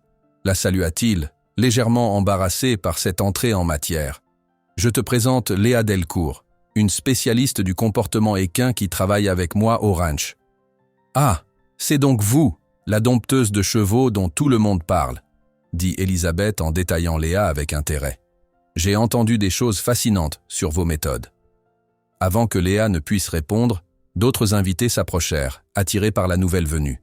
Bientôt, elle se retrouva entourée de propriétaires curieux, chacun évoquant un problème équin particulier, demandant des conseils, ou simplement exprimant leur admiration pour son travail avec l'étalon de Gabriel. Celui-ci se retrouva momentanément mis à l'écart, observant avec une certaine fierté la façon dont Léa captivait son auditoire. Elle répondait aux questions avec assurance mais sans arrogance, expliquant sa philosophie du respect mutuel entre l'homme et le cheval, soulignant l'importance de la patience et de la compréhension. « Elle est impressionnante, ta petite protégée », commenta Pierre qui s'était glissé à ses côtés, lui tendant un verre de whisky. « Ce n'est pas ma protégée », corrigea Gabriel en acceptant le verre. « C'est une professionnelle que j'ai engagée. » Pierre lui lança un regard malicieux. « Si tu le dis. En tout cas, elle fait sensation. Philippe Dumas, tu sais, le propriétaire du haras des Trois Chênes, il m'a déjà demandé ses coordonnées. Il a un étalon particulièrement difficile qui terrorise ses palefreniers. » Gabriel sentit une pointe de jalousie à l'idée que Léa puisse travailler pour d'autres propriétaires. Ce qui était ridicule, c'était son métier, après tout. Mais cela signifierait moins de temps passé au ranch Beaumont, moins de moments partagés. Elle va avoir du succès dans la région, poursuivit Pierre, inconscient du trouble de son ami. À ta place, je l'engagerai à plein temps avant qu'elle ne soit trop demandée. Si ce que j'entends sur ton étalon est vrai, c'est un petit miracle qu'elle a accompli. En effet, concéda Gabriel, Tonnerre est méconnaissable. La soirée se poursuivit agréablement. Le barbecue fut servi et les invités se dispersèrent autour de tables installées dans le jardin. Gabriel réussit finalement à se retrouver aux côtés de Léa, qui semblait légèrement épuisée par toute cette attention. « Désolé de vous avoir abandonné aux fauves », plaisanta-t-il en s'asseyant près d'elle. « Ne vous inquiétez pas », le rassura-t-elle avec un sourire. « C'est plutôt flatteur de susciter tant d'intérêt. Et puis, c'est bon pour les affaires, n'est-ce pas ?»« Certainement. Pierre m'a dit que Philippe Dumas était déjà intéressé par vos services. » Léa hocha la tête. « Oui, il m'a parlé de son étalon. Un cas qui semble assez similaire à Tonnerre, d'après sa description. »« Vous pensez accepter ?» demanda Gabriel, tentant de masquer son inquiétude. « Probablement, une fois que j'aurai terminé avec Tonnerre. » Elle le regarda avec attention. « Cela vous dérange ?»« Non, bien sûr que non, » mentit-il. « C'est votre métier, après tout. » Un silence s'installa entre eux, puis Léa reprit, sa voix soudain plus douce. « Vous savez, j'ai beaucoup réfléchi ces derniers jours. À Tonnerre, au ranch, à vous. » Gabriel sentit son cœur s'accélérer. « Vraiment ? » ?»« Oui, je pense que Tonnerre aura bientôt besoin d'un travail plus régulier. Quelques heures par jour ne suffiront plus à son développement. Et je me demandais si... »« Si ?» encouragea Gabriel lorsqu'elle hésita. « Si vous envisageriez une collaboration plus permanente. Je pourrais m'installer dans la région, prendre d'autres clients comme Monsieur Dumas, mais consacrer la majeure partie de mon temps au ranch Beaumont. » La proposition le prit par surprise, mais une surprise des plus agréables. « Vous voulez dire comme une associée ?»« En quelque sorte. J'ai toujours rêvé de créer un centre de réhabilitation pour chevaux traumatisés. Votre ranch a l'espace et les installations nécessaires. Avec Tonnerre comme, disons, exemple de réussite, nous pourrions attirer des propriétaires de toute la région, voire au-delà. » Gabriel considéra l'idée avec un mélange d'excitation et d'appréhension. Une telle évolution transformerait complètement l'orientation du ranch Beaumont, traditionnellement axé sur l'élevage et la reproduction. Mais n'était-ce pas exactement ce dont il avait besoin? Un nouveau départ, une nouvelle vision? C'est une proposition intéressante, dit-il finalement. J'y réfléchirai sérieusement. Bien sûr, prenez votre temps, répondit Léa. Ce n'est qu'une idée pour l'instant. Leur conversation fut interrompue par Pierre qui s'approchait avec un petit groupe d'invités, visiblement désireux de présenter Léa à d'autres personnes influentes. Gabriel la vit s'éloigner, engagé dans une nouvelle discussion, et resta seul avec ses pensées. Une association avec Léa. L'idée prenait racine dans son esprit, germe d'un futur qu'il n'avait pas envisagé jusqu'alors. Ce serait un bouleversement, certes, mais peut-être exactement ce dont le ranch avait besoin pour survivre dans un monde en évolution. Et cela signifierait que Léa resterait près de lui, qu'elle deviendrait une présence permanente dans sa vie, dans celle d'Emma. « Tu as l'air bien pensif, mon ami », constata Elisabeth, en s'asseyant à la place laissée vacante par Léa. « Cette jeune femme t'a fait une impression particulière, n'est-ce pas ?» Gabriel soupira, sachant qu'il était inutile de nier l'évidence face à Elisabeth, qui avait été une amie proche de Marianne et qui le connaissait depuis plus de 30 ans. « Elle est différente, admit-il. « Elle te fait du bien, affirma Elisabeth avec cette franchise qui la caractérisait. « Je ne t'ai pas vu aussi vivant depuis… Eh bien, tu sais, c'est si évident que ça ?» demanda-t-il presque gêné. « Pour quelqu'un qui te connaît, oui, tu as cette lueur dans le regard quand tu la regardes. La même que lorsque tu observais Marianne. » À la mention de sa défunte épouse, Gabriel sentit son cœur se serrer. « Je ne cherche pas à la remplacer, tu sais. »« Bien sûr que non, » assura Elisabeth en posant une main sur son bras. « Personne ne pourrait jamais remplacer Marianne. Mais cela ne signifie pas que tu dois passer le reste de ta vie seul, Gabriel. Elle n'aurait jamais voulu ça pour toi. Et tu le sais. » Il hocha la tête, incapable de contredire cette vérité. Marianne avait toujours été pleine de vie, encourageant les autres à vivre pleinement chaque instant. « Donne-toi une chance, » poursuivit Elisabeth. « Donne-vous une chance. » La soirée se prolongea jusque tard dans la nuit. Lorsque Gabriel et Léa prirent finalement congé, une légère brise s'était levée, apportant une fraîcheur bienvenue après la chaleur de la journée. Le trajet du retour se fit dans un silence confortable, chacun absorbé dans ses pensées. Gabriel ne pouvait s'empêcher de rejouer leur conversation dans sa tête, pesant le pour et le contre d'une éventuelle association. Mais au-delà des considérations pratiques, c'était la perspective de construire quelque chose avec Léa qui le séduisait le plus. Lorsqu'ils arrivèrent devant chez elle, il coupa le moteur et se tourna vers elle. « Merci pour cette soirée, » dit-il. « C'était agréable de sortir à nouveau. »« Merci à vous de m'y avoir emmené, » répondit-elle avec un sourire. « C'était une belle opportunité pour moi. » Un silence s'installa, chargé de non-dits et d'attentes. Gabriel sentait qu'il se trouvait à un carrefour, que les mots qu'il prononcerait maintenant pourraient changer le cours de leur relation. « Léa, » commença-t-il, le cœur battant, « votre proposition au sujet du ranch, je pense sincèrement que c'est une excellente idée. J'aimerais qu'on en discute plus en détail. » Elle hocha la tête, visiblement soulagée par sa réponse. « Avec plaisir, quand vous voulez. »« Demain, autour d'un déjeuner peut-être ? Je pourrais vous emmener au petit restaurant près du lac. La vue y est magnifique et la nourriture excellente. »« J'adorerais ça, » accepta-t-elle, ses yeux verts brillant dans la pénombre de la voiture. Gabriel hésita un instant, puis, rassemblant son courage, se pencha lentement vers elle. Léa ne recula pas. Leurs lèvres se frôlèrent, un contact léger comme une plume, presque timide, mais qui déclencha en lui une vague de chaleur qu'il n'avait pas ressentie depuis des années. Lorsqu'ils se séparèrent, Léa avait les joues légèrement rosies, et un sourire doux éclairait son visage. « Bonne nuit, Gabriel » murmura-t-elle avant d'ouvrir la portière.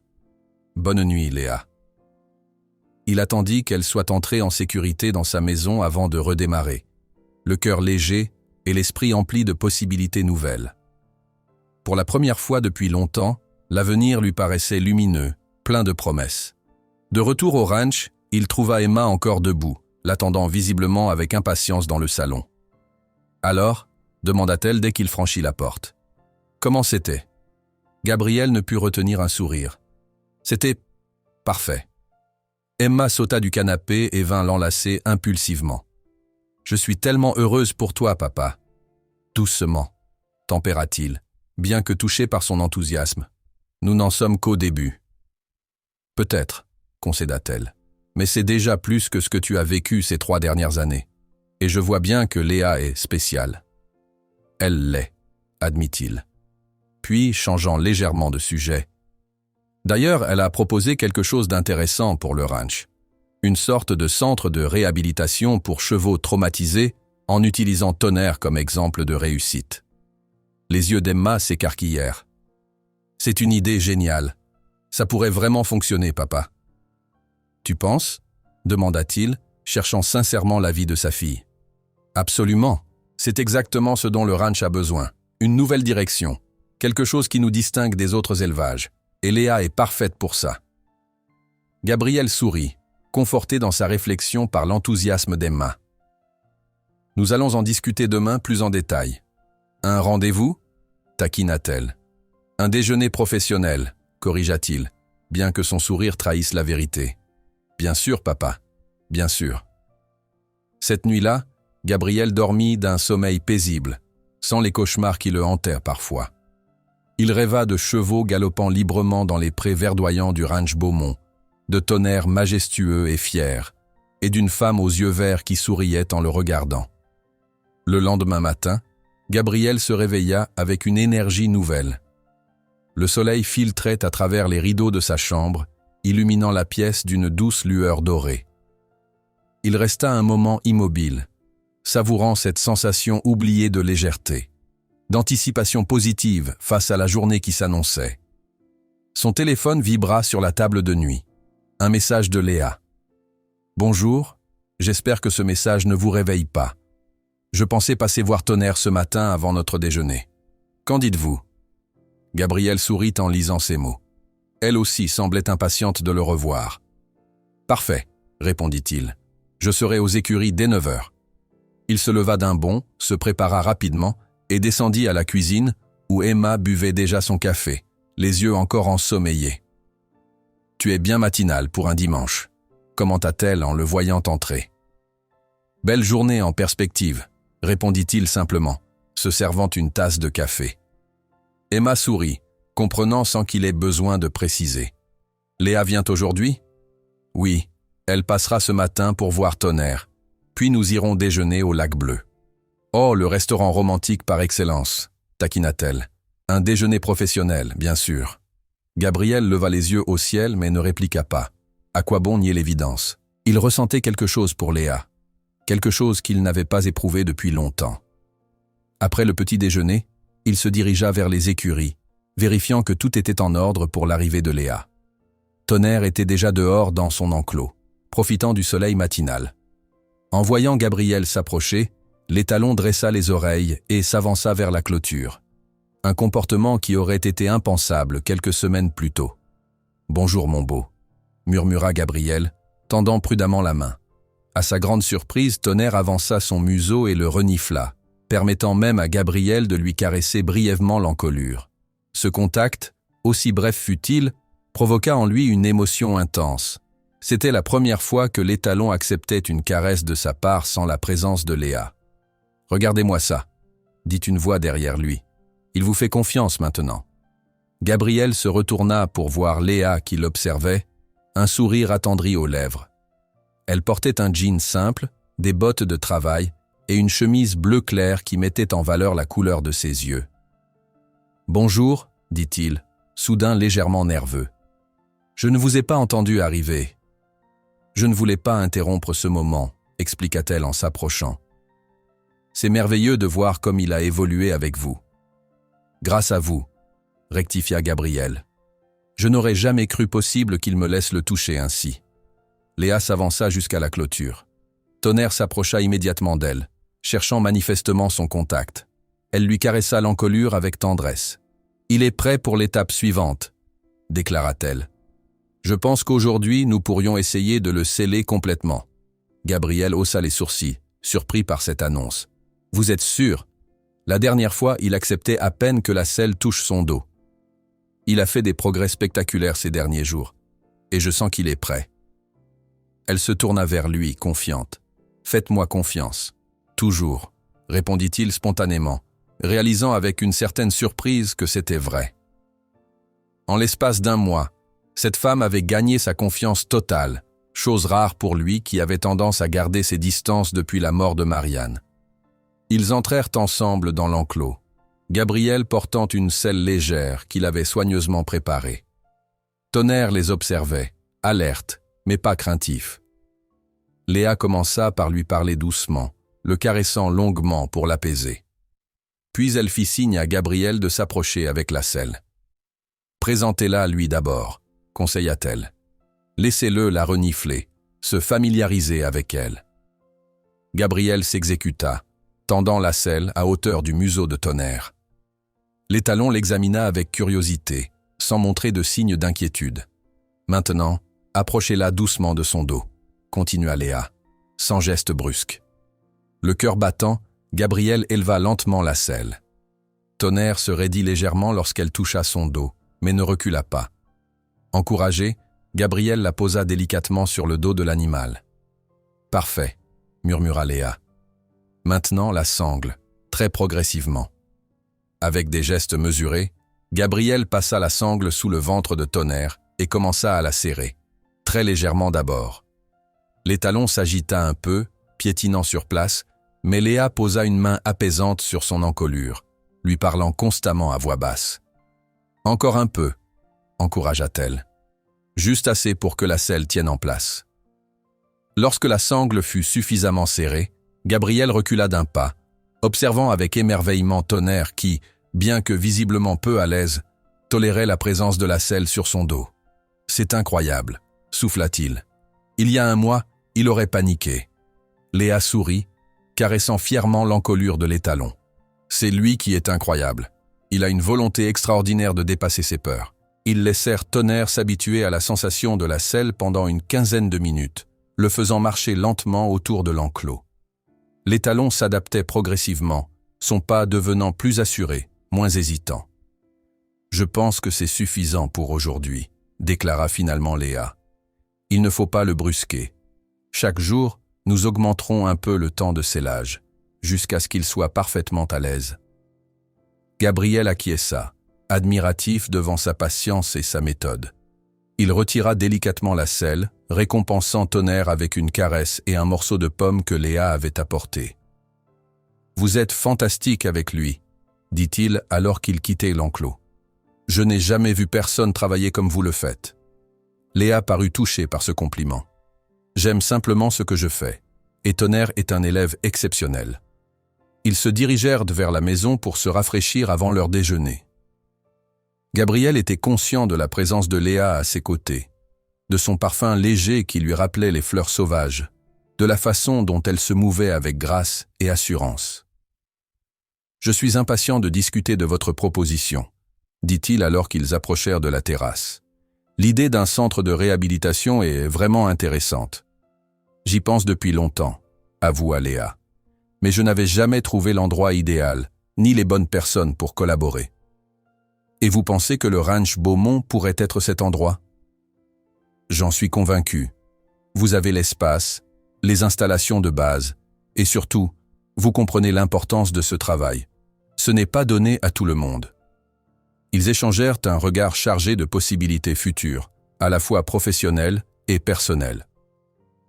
Une heure plus tard, ils étaient attablés au restaurant du Lac Bleu, une charmante auberge située au bord d'un lac aux eaux cristallines. La terrasse où ils étaient installés offrait une vue imprenable sur l'étendue d'eau qui scintillait sous le soleil. « C'est magnifique », commenta Léa en contemplant le paysage. « Je comprends pourquoi vous avez choisi cet endroit. » « C'était un des lieux préférés de Marianne, » dit Gabriel, surpris lui-même par la facilité avec laquelle il évoquait sa défunte épouse. « Nous venions souvent ici pour célébrer nos anniversaires. » Léa l'observa avec douceur. « Elle doit beaucoup vous manquer. »« Chaque jour, admit-il, mais différemment maintenant. Au début, c'était comme une amputation, une douleur constante, insupportable. Avec le temps, j'ai appris à vivre avec ce vide. Et puis, encouragea-t-elle doucement lorsqu'il s'interrompit. Et puis vous êtes arrivé, acheva-t-il, osant enfin mettre des mots sur ce qu'il ressentait. Et pour la première fois depuis 3 ans, j'ai senti que je pouvais peut-être avancer, construire quelque chose de nouveau. Les joues de Léa se colorèrent légèrement, mais elle soutint son regard. « Je suis heureuse de vous entendre dire cela, » dit-elle. « Parce que je ressens la même chose, Gabriel. Ce mois passé au ranch, à travailler avec vous, et Tonnerre. Ça a changé quelque chose en moi aussi. » Le serveur choisit ce moment pour venir prendre leur commande, interrompant cet instant d'intimité. Ils optèrent pour les spécialités de la maison. Une truite aux amandes pour Léa, un filet de bœuf pour Gabriel et une bouteille de vin blanc local. Une fois le serveur éloigné, Gabriel revint au sujet professionnel qui les avait initialement amenés ici. « Parlez-moi plus précisément de votre vision pour ce centre de réhabilitation », demanda-t-il. Léa s'anima immédiatement, ses yeux brillants d'enthousiasme. « J'imagine un endroit où les chevaux traumatisés pourraient être accueillis pour des périodes variables, selon leurs besoins. Nous leur offririons un environnement calme, sécurisant, avec une approche basée sur le respect et la compréhension de leur comportement. Comme ce que vous avez fait avec Tonnerre ? Exactement. Chaque cheval aurait un programme personnalisé, adapté à son histoire, à ses traumatismes spécifiques. Nous pourrions également proposer des formations pour les propriétaires, leur apprendre à mieux comprendre leurs animaux, à reconnaître les signes de stress ou d'anxiété. » Gabriel hocha la tête, visualisant ce projet prendre forme au Ranch Beaumont. Cela nécessiterait des aménagements, des investissements. Bien sûr, reconnut Léa, mais nous pourrions commencer modestement avec les installations existantes et développer progressivement. Le bouche à oreille après le succès de Tonnerre nous amènera déjà quelques clients, j'en suis certaine. Et financièrement, comment voyez-vous les choses? Une association à parts égales. Léa réfléchit un instant. Ce serait équitable, oui. Vous apportez le lieu, l'infrastructure de base, votre expertise en tant qu'éleveur. J'apporte ma méthode, mon réseau professionnel, mes connaissances en comportement équin. Leur conversation fut interrompue par l'arrivée des plats. Ils savourèrent la cuisine raffinée tout en continuant à élaborer leurs projets, discutant des aspects pratiques, des modifications à apporter au ranch, des tarifs à envisager. Plus ils parlaient, plus Gabriel se sentait emporté par l'enthousiasme de Léa. Cette vision d'un ranch Beaumont réinventé, dédié non plus seulement à l'élevage mais aussi à la guérison, résonnait profondément en lui. N'était-ce pas ce dont il avait besoin lui-même? Un lieu de guérison? Un nouveau départ? Alors, dit finalement Léa, levant son verre de vin, qu'en pensez-vous? Êtes-vous prêt à vous lancer dans cette aventure? Gabriel la regarda, cette femme qui avait bouleversé sa vie en l'espace d'1 mois, qui avait ramené l'espoir non seulement pour Tonnerre, mais aussi pour lui-même. La décision était déjà prise dans son cœur. « Oui, » répondit-il, trinquant avec elle. « Je suis prêt. » Le sourire qui illumina le visage de Léa valait toutes les promesses du monde. Les semaines qui suivirent furent à la fois exaltantes et épuisantes. Gabriel et Léa travaillèrent d'arrache-pied pour transformer leur vision en réalité. Ils commencèrent par réaménager une partie des écuries pour accueillir les futurs pensionnaires, créant des boxes plus spacieux et des espaces dédiés au travail en liberté. Emma s'impliqua avec enthousiasme dans le projet, suggérant des idées, aidant aux travaux pendant ses temps libres, et surtout, apportant un soutien moral inestimable à son père durant cette période de changement. « Je n'aurais jamais cru voir le ranch prendre une telle direction », confia-t-elle un soir à Gabriel, alors qu'il contemplait les nouvelles installations. « Mais ça lui donne une nouvelle âme, tu ne trouves pas ?» Gabriel acquiesça, observant les paddocks fraîchement délimités, les abris nouvellement construits, les panneaux indiquant « Centre de réhabilitation équine du Ranch Beaumont » qu'ils avaient installé à l'entrée de la propriété. « Ta mère aurait adoré, » dit-il doucement. « Elle a toujours eu une affinité particulière avec les chevaux en difficulté. »« Je sais, » sourit Emma. « Je me souviens comment elle avait sauvé cette jument maltraitée, celle que personne ne voulait approcher. »« Étoile » se rappela Gabriel, le nom évoquant des souvenirs doux amers. Elle avait une patience infinie avec elle. Comme Léa avec Tonnerre, remarqua Emma.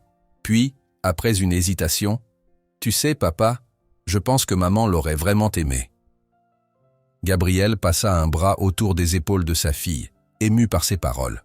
« Je le pense aussi. » Parallèlement aux travaux d'aménagement, Léa continuait son travail avec Tonnerre. L'étalon faisait des progrès quotidiens, acceptant désormais la selle sans difficulté et commençant même à s'habituer au poids sur son dos. Léa s'allongeait brièvement sur lui, préparant progressivement le moment où il pourrait être monté. Un après-midi particulièrement chaud, alors que Gabriel observait une de ses séances depuis la barrière de l'enclos, Léa s'approcha de lui, un sourire mystérieux aux lèvres. « Je pense qu'il est prêt », annonça-t-elle. Gabriel la regarda, incrédule. « Prêt ? Vous voulez dire… » « Pour être monté, oui. Pas pour une longue balade, bien sûr, mais pour accepter un cavalier quelques minutes. » Le cœur de Gabriel s'accéléra. C'était le moment qu'il attendait depuis l'acquisition de Tonnerre, un objectif qui lui avait paru impossible il y a encore quelques semaines. « Qui va essayer ?» demanda-t-il, à la fois excité et nerveux. « Vous ?» Léa secoua la tête. « Non, pas moi. Vous. »« Moi ?» répéta Gabriel, stupéfait. « Mais je pensais que vous… » « Tonnerre doit accepter son propriétaire comme cavalier, expliqua-t-elle. « C'est avec vous qu'il vivra. C'est vous qui continuerez à le travailler quand je ne serai pas là. Le lien doit se créer entre vous deux. » Gabriel déglutit, soudain anxieux. L'idée de monter cet étalon qui, il n'y a pas si longtemps, l'aurait probablement désarçonné et piétiné, était intimidante. « Vous êtes sûr qu'il est prêt ? Que je suis prêt ? » « Absolument, » affirma Léa avec conviction. « Je serai là pour vous guider. Faites-moi confiance. » Ces trois derniers mots résonnèrent en Gabriel. Faire confiance. N'était-ce pas ce qu'il avait appris à faire ces dernières semaines, avec Léa, avec Tonnerre, avec l'avenir ? D'accord, accepta-t-il finalement. Dites-moi quoi faire.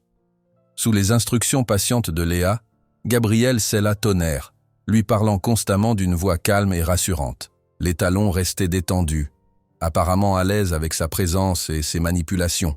Un miracle en soi après les débuts chaotiques de leur relation.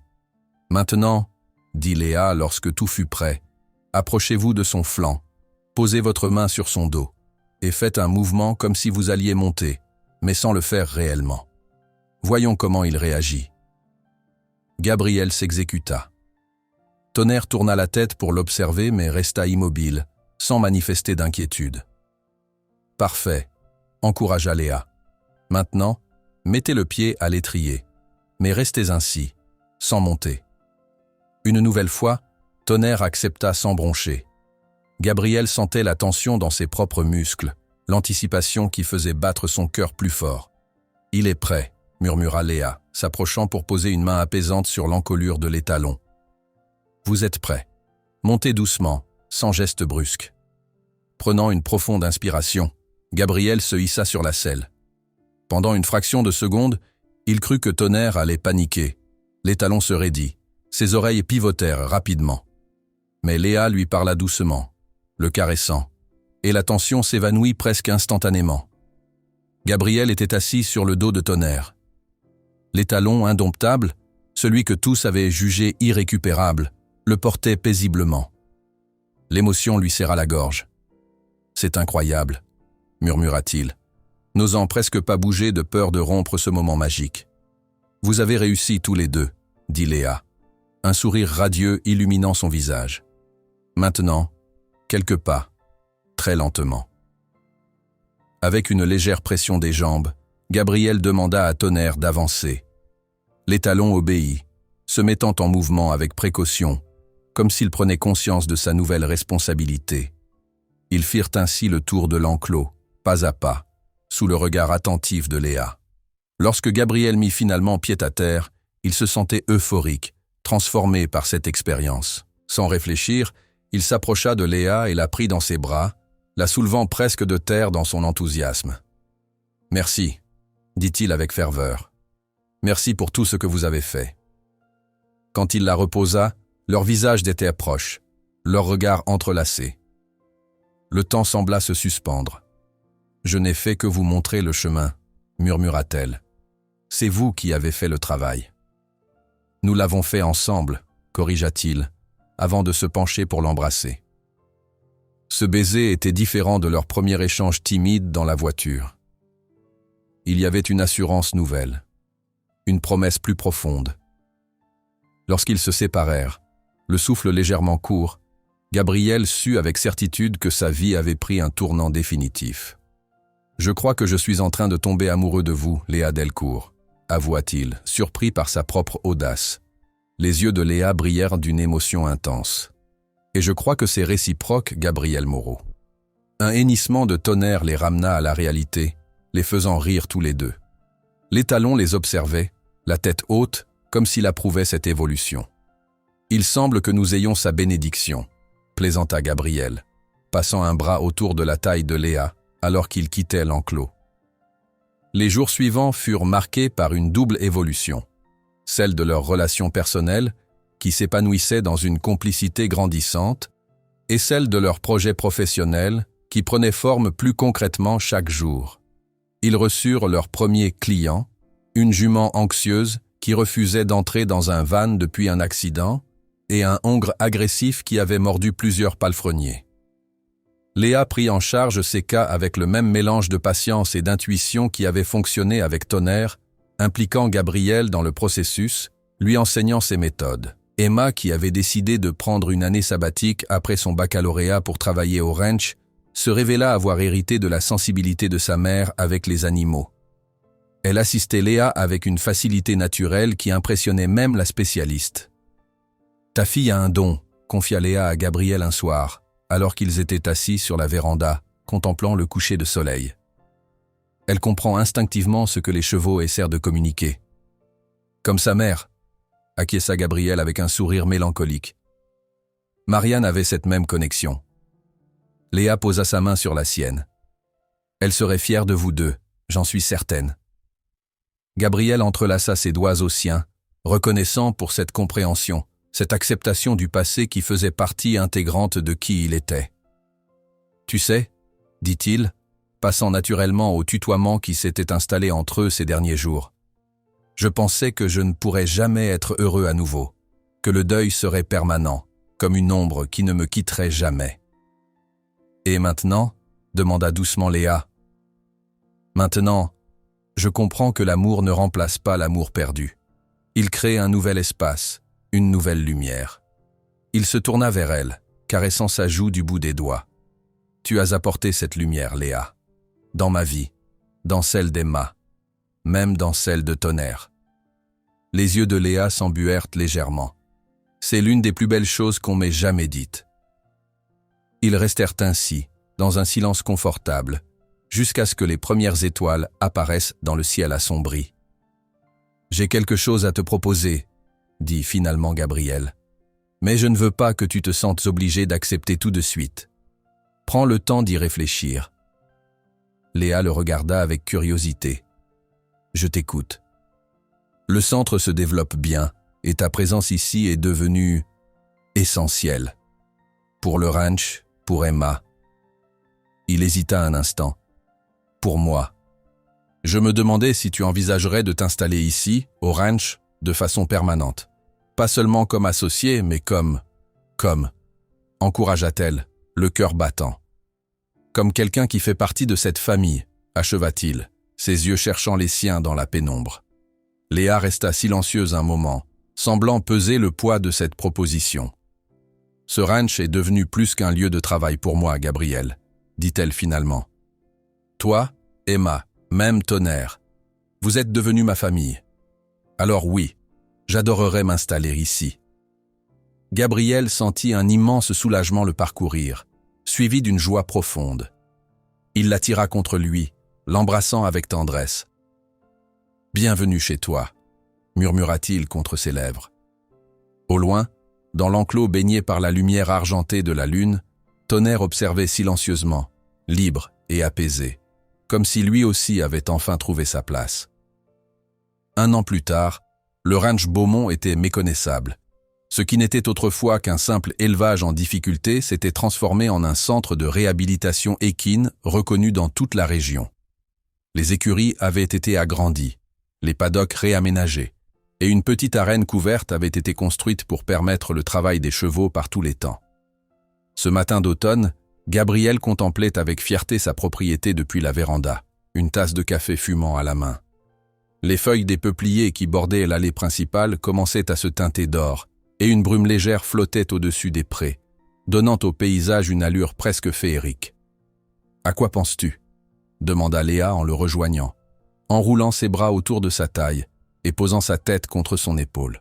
« À tout ce chemin parcouru » répondit-il en l'embrassant sur le front. « Il y a 1 an, j'étais au bord de la faillite, avec un étalon impossible et un avenir incertain. Et maintenant tu as un centre qui affiche complet, une liste d'attente de clients, et un étalon qui fait l'admiration de tous, compléta-t-elle avec un sourire. Gabriel hocha la tête, reconnaissant pour cette énumération qui résumait parfaitement la transformation de sa vie. Mais il y avait bien plus que cela. Il y avait Emma, qui s'épanouissait dans son nouveau rôle d'assistante au centre, développant un talent remarquable avec les chevaux les plus difficiles. Il y avait l'équipe qu'ils avaient reconstituée, 2 palefreniers à temps plein, un vétérinaire spécialisé qui venait régulièrement, et même un stagiaire en éthologie qui documentait leur méthode pour sa thèse. Et surtout, il y avait Léa. Léa qui avait apporté la lumière dans sa vie, qui avait su faire renaître en lui une joie qu'il croyait perdue à jamais. « Je t'aime », dit-il simplement, se tournant pour la regarder dans les yeux. Elle sourit, ses yeux verts brillant de la même émotion. « Je t'aime aussi ». Leur moment d'intimité fut interrompu par l'arrivée d'Emma, qui sortait des écuries d'un pas vif, l'air excité. « Papa, Léa, venez voir.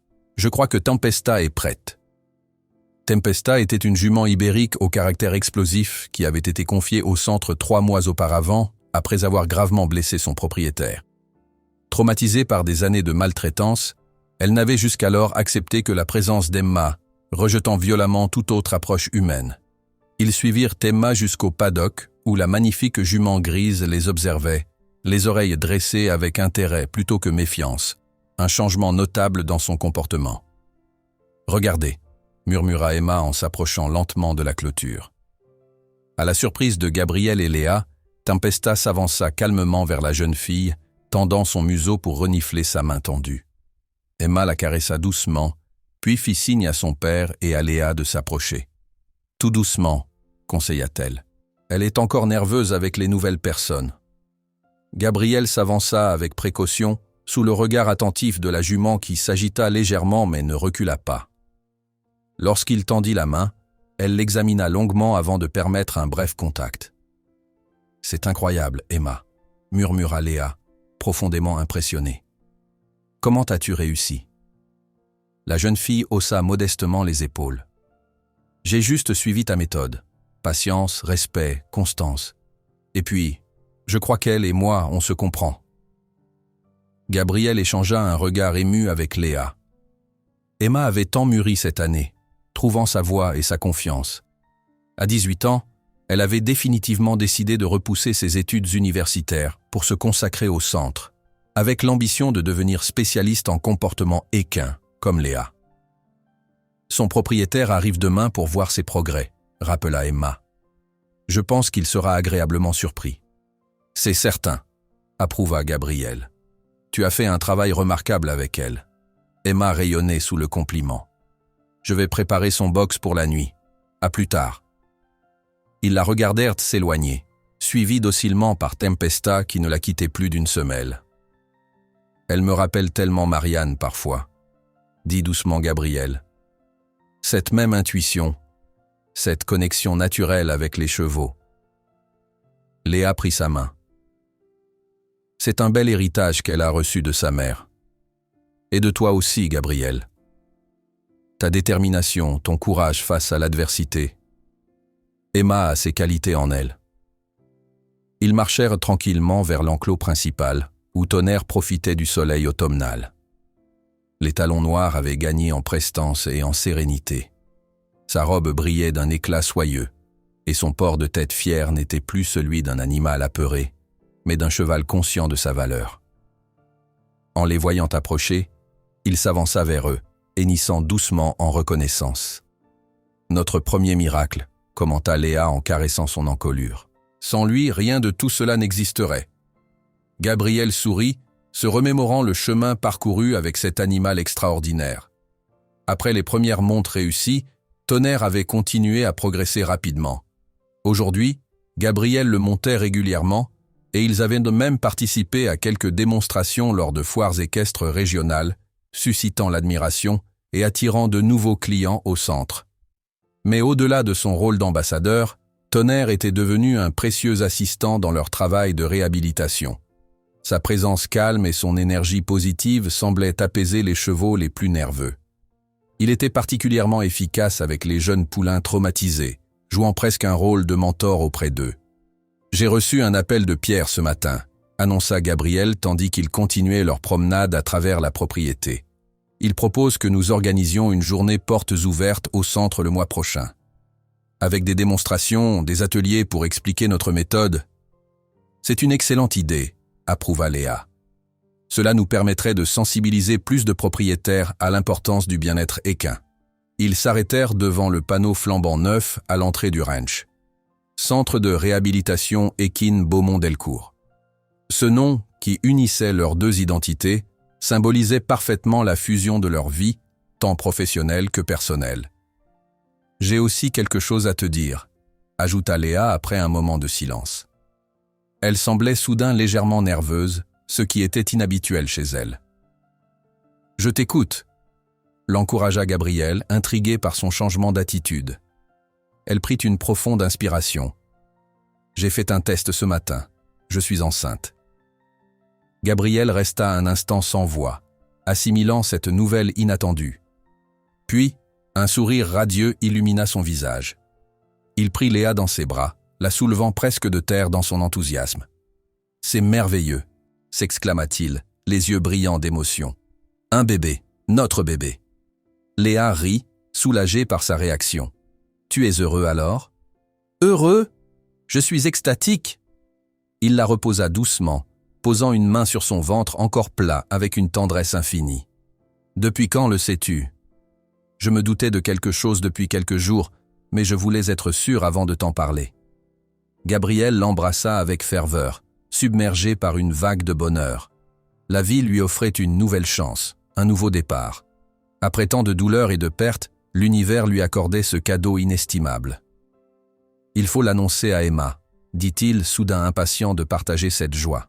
« Tu crois qu'elle sera contente ?» demanda Léa, une pointe d'inquiétude dans la voix. Gabriel n'hésita pas une seconde. « Elle sera folle de joie. Elle t'adore, tu le sais. Et elle m'a déjà fait comprendre plusieurs fois qu'elle serait ravie d'avoir un petit frère ou une petite sœur. » Main dans la main, ils se dirigèrent vers les écuries pour chercher Emma, marchant dans la lumière dorée de cet après-midi d'automne qui semblait béni par les dieux.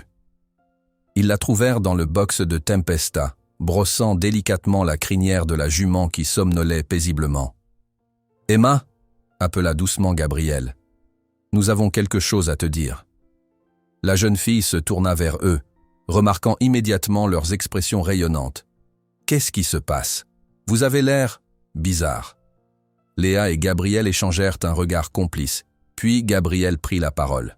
« Léa est enceinte. Tu vas avoir un petit frère ou une petite sœur. » Le visage d'Emma s'illumina instantanément. Elle lâcha sa brosse et se précipita vers eux, les enlaçant tous les deux dans une étreinte enthousiaste. « C'est vrai ? Oh mon Dieu, c'est merveilleux. Depuis quand ? C'est pour quand ? Vous savez si c'est un garçon ou une fille ?» Ils rirent devant ce flot de questions, soulagés et heureux de sa réaction. « Nous ne savons pas grand-chose pour l'instant, » répondit Léa. « C'est encore tout récent. »« Je suis tellement contente pour vous, » dit Emma, les yeux brillants. « Pour nous tous. Cette famille s'agrandit de la plus belle des façons. » Cette simple phrase toucha Léa au plus profond de son être. Emma l'incluait pleinement dans cette famille, l'acceptant non pas comme une remplaçante de sa mère, mais comme une présence aimante à part entière dans leur vie. « Merci, Emma », murmura-t-elle, émue. « Ça compte beaucoup pour moi. » La jeune fille lui sourit avec tendresse. C'est toi qui comptes pour nous, Léa. Tu as transformé nos vies. Ce ranch, papa, moi, tu nous as tous sauvés, en quelque sorte. Nous nous sommes sauvés mutuellement, corrigea Gabriel, passant un bras autour des épaules de sa fille et l'autre autour de la taille de Léa. C'est ça, une famille. Le reste de la journée passa dans une bulle de bonheur partagé. Ils dînèrent ensemble sur la terrasse, profitant des dernières soirées douces avant l'arrivée de l'hiver, faisant des projets, imaginant ce nouvel avenir qui s'ouvrait à eux. Plus tard, alors que la nuit était tombée et qu'Emma s'était retirée dans sa chambre, Gabriel et Léa se retrouvèrent seuls sur la véranda, blottis l'un contre l'autre sur la balancelle. « Je n'aurais jamais imaginé être si heureux à nouveau », confessa Gabriel, caressant doucement les cheveux de Léa. « Après la mort de Marianne, j'étais convaincu que ma vie était finie, que je ne ferais plus que survivre pour Emma. La vie nous réserve parfois de belles surprises, murmura Léa. Quand je suis arrivé ici, je ne cherchais qu'un nouveau client, un nouveau cheval à aider. Je n'imaginais pas trouver un foyer, une famille. Un hennissement lointain leur parvint depuis les écuries, comme pour leur rappeler par qui tout avait commencé. Tonnerre, sourit Gabriel, notre entremetteur à 4 pattes. Il faudra lui donner une place d'honneur au baptême, plaisanta Léa. Gabriel rit, puis son expression devint plus sérieuse, plus tendre. Il posa une main sur le ventre de Léa, imaginant la vie qui s'y développait. « Je t'aime, dit-il simplement. Toi et ce miracle que tu portes. »« Nous t'aimons aussi, » répondit-elle, posant sa main sur la sienne. Ils restèrent ainsi longtemps, bercés par le chant des grillons et le murmure du vent dans les arbres, enveloppés dans cette paix profonde qui naît de l'amour partagé et des promesses tenues. Au loin, sous le clair de lune, la silhouette majestueuse de Tonnerre se découpait dans son enclos. L'étalon que tout le monde croyait indomptable avait trouvé sa place, tout comme ses humains. Une histoire de rédemption, de guérison et d'amour, née d'une rencontre improbable entre un homme brisé, une femme déterminée et un cheval qui avait juste besoin qu'on lui montre le chemin vers la confiance. Le ranch Beaumont-Delcourt n'était plus seulement un lieu de réhabilitation pour chevaux traumatisés. C'était devenu un foyer, un sanctuaire, où les âmes blessées, équines et humaines, pouvaient guérir et renaître. Une promesse d'avenir, un témoignage vivant que même après les plus grandes tempêtes, le soleil finit toujours par revenir. Fin.